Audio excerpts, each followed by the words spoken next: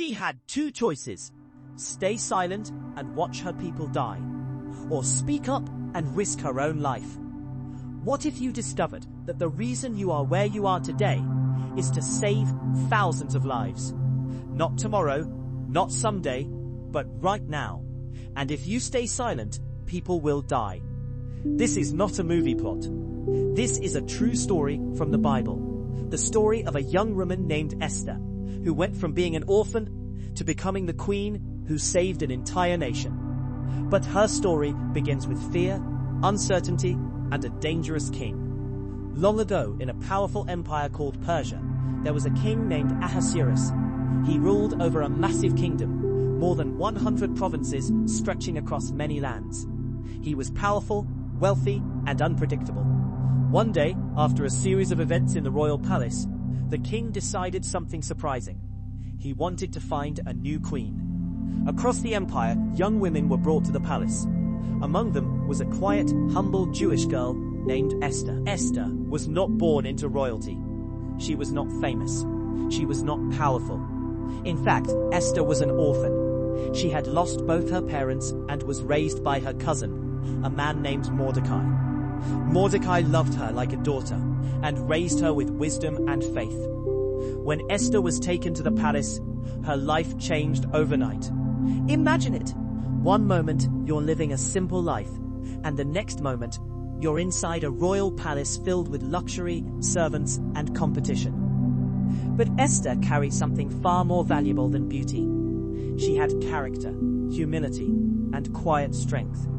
Out of all the women in the palace, the king noticed Esther, and something about her stood out. Soon the king made a decision that would change history. Esther became queen. But there was something important the king did not know. Esther was Jewish, and that secret would soon become very dangerous. In the palace, there was a powerful official named Haman. Haman loved power. He loved respect, and he expected everyone to bow before him. But Mordecai, Esther's cousin, refused to bow to Haman.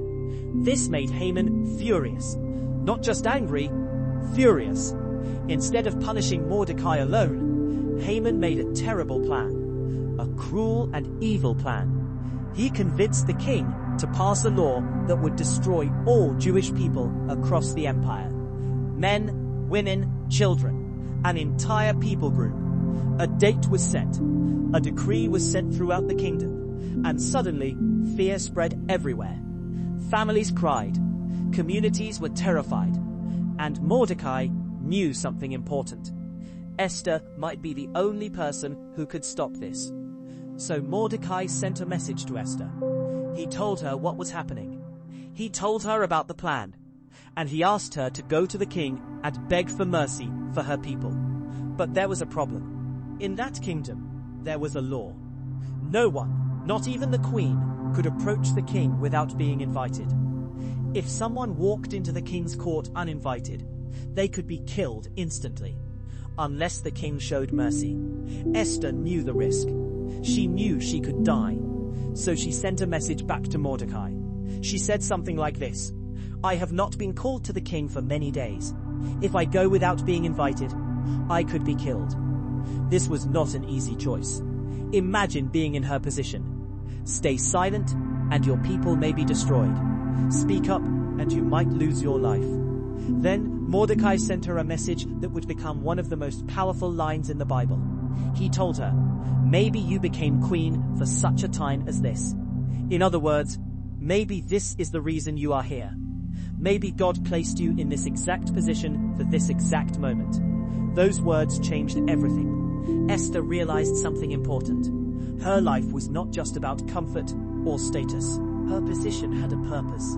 So Esther made a courageous decision. She said, ask all the people to fast and pray for me. I will go to the king, and if I perish, I perish. That was courage.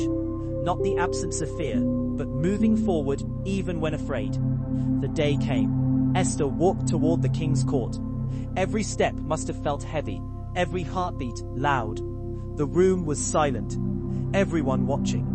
Would the king accept her, or would this be the end? Then something happened. The king looked at Esther, And instead of anger, he showed favor.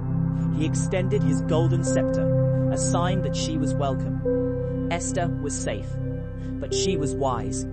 Instead of immediately revealing everything, she invited the king and Haman to a special banquet. At the banquet, the king asked her a question. "What do you want, Queen Esther?" He was ready to grant her request. Esther invited them to another banquet the next day. Meanwhile, Haman was proud and confident. He had no idea what was about to happen. At the second banquet, the king again asked Esther what she wanted. This time, Esther spoke.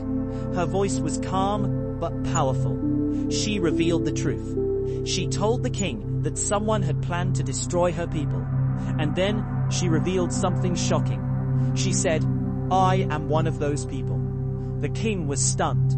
He asked, "Who would dare to do such a thing?"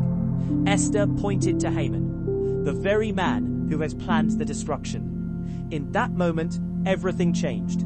Haman's evil plan collapsed. The king was furious. Justice was served, and the Jewish people were saved.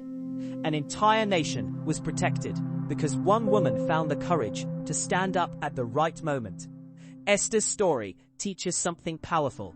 Sometimes God places us in positions we don't fully understand at first. Sometimes the moment that feels the most frightening is the moment that defines our purpose. Esther could have stayed silent. She could have chosen safety. But instead, she chose courage. And her bravery changed history. Today, millions of people still remember her story. Not because she was perfect, not because she was fearless, but because when the moment came, she stood up. And she trusted that she was there for a reason. Maybe you're listening to this right now because you also have a moment in front of you. A decision, a challenge, a calling. And just like Esther, you might be exactly where you need to be.